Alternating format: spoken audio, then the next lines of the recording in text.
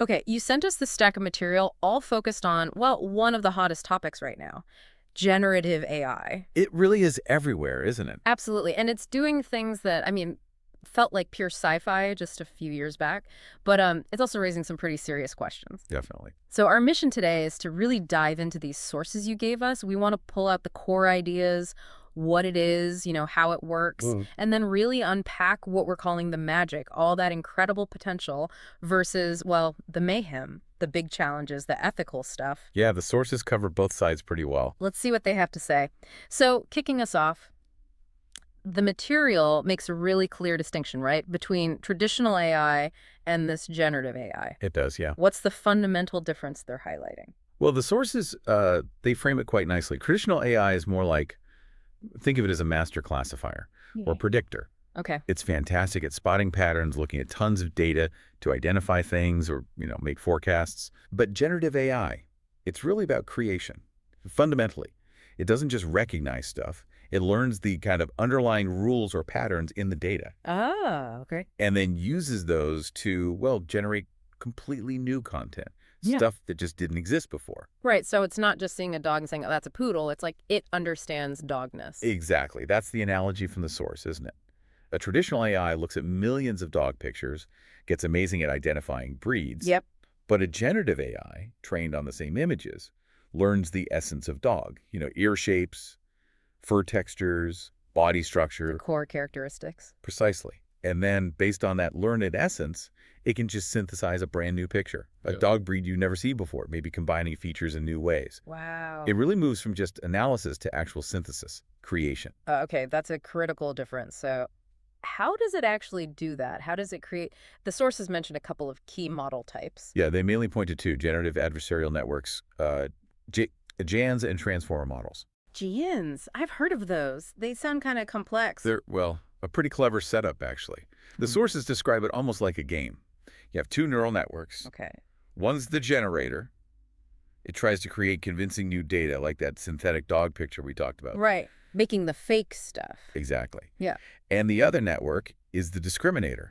Its whole job is to look at the data, some real from the training set, some fake from the generator, and decide, is this real or is this fake? So the discriminator is like the art critic saying, nope, that doesn't look real. Pretty much. And here's the cool part. Uh. Every time the generator successfully fools the discriminator or the discriminator catches a fake, They both learn.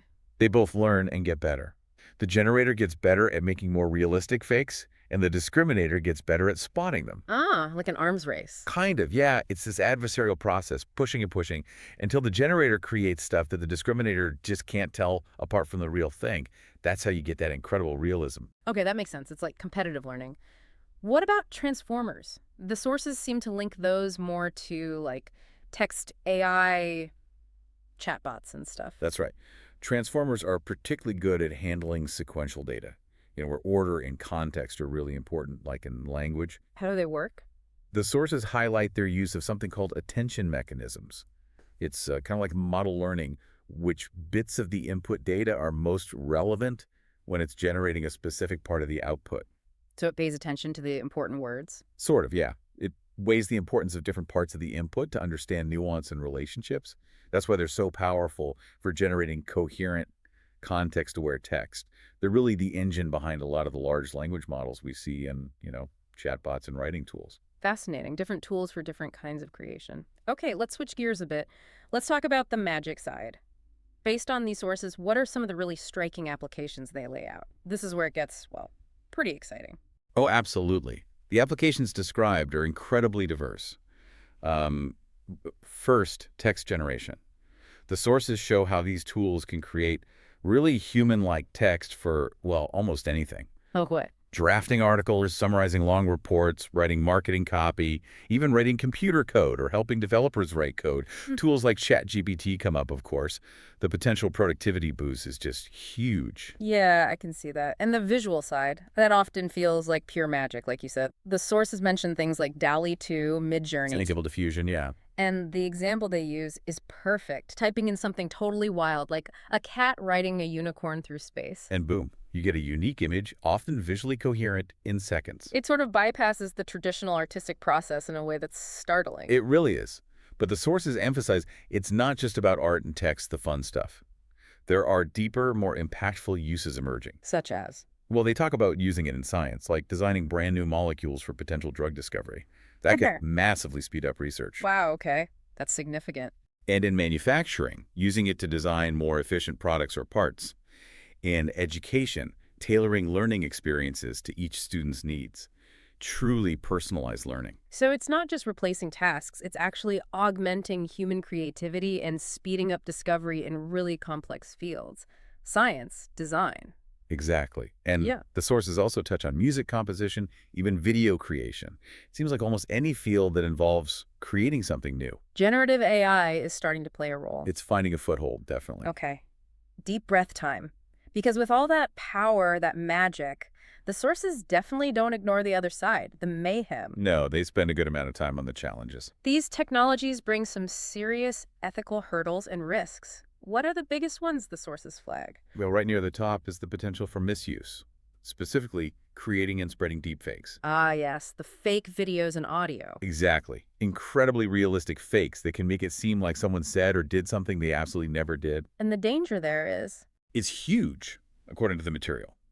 Spreading misinformation like wildfire, damaging reputations beyond repair, maybe even inciting violence or destabilizing politics by putting, false words convincingly into a leader's mouth. That's genuinely terrifying. A tech that could fundamentally undermine truth. What else? The sources mention ownership issues, right? Legal tangles. Oh yeah, copyright and intellectual property. Yeah. That's a massive headache the sources dive into. Think about it. An AI is trained on maybe billions of data points, much of it copyrighted work. Images, text, code. Right. Then it generates something new. So who owns that output? Is it the AI? The person who typed the prompt?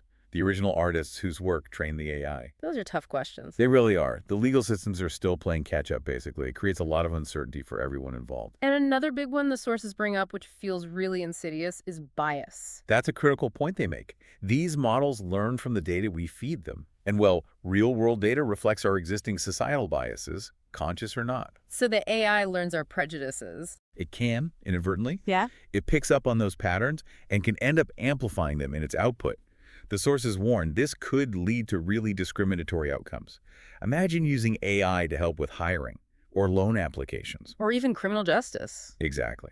If the training data was skewed, the AI's recommendations could be unfair, reinforcing existing inequalities.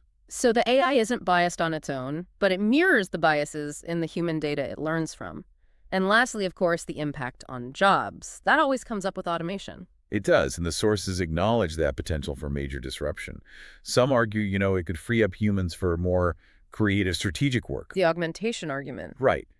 But the material doesn't gloss over the real possibility of automation displacing workers in certain jobs, creating significant social and economic challenges we need to think about. That's a pretty sobering list of potential problems. So, given all this mayhem, what do the sources suggest we actually do about it? They offer solutions, right? It's not just doom and gloom. No. Definitely not. The sources propose a multi-pronged approach, really. On the technical side, a key idea is developing better ways to detect AI-generated fakes and misinformation. Using AI to fight AI, essentially. Kind of, yeah. Fighting fire with fire, but digital fire. Makes sense. What else? Alongside the tech fixes, the sources really stress the need for strong legal and ethical frameworks. We need clearer rules about copyright. We need ways to actively check for and reduce algorithmic bias. Accountability. Yes, and regulations for how AI is used, especially in sensitive areas.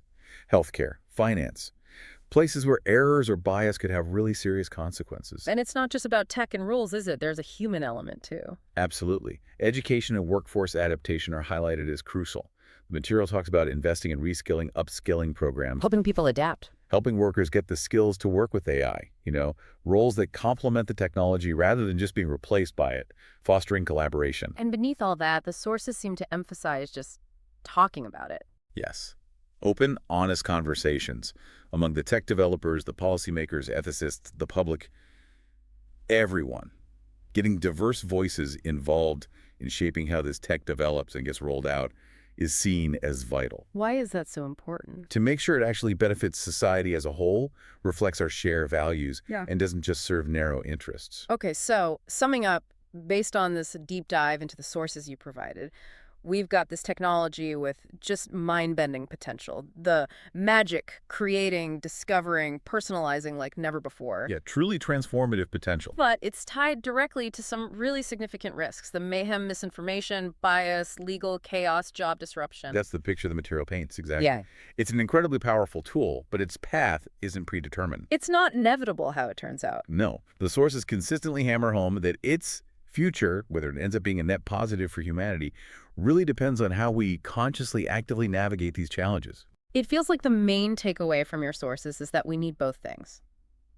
Excitement about the possibilities, definitely, but also real caution and awareness about the risks. And not just awareness, but action. Right. Being informed, getting engaged in the discussions, pushing for responsible development. Yeah. The sources suggest that's not just nice to have, it's essential. It really is. Yeah. Something to keep chewing on as generative AI keeps embedding itself deeper and deeper into, well, pretty much everything.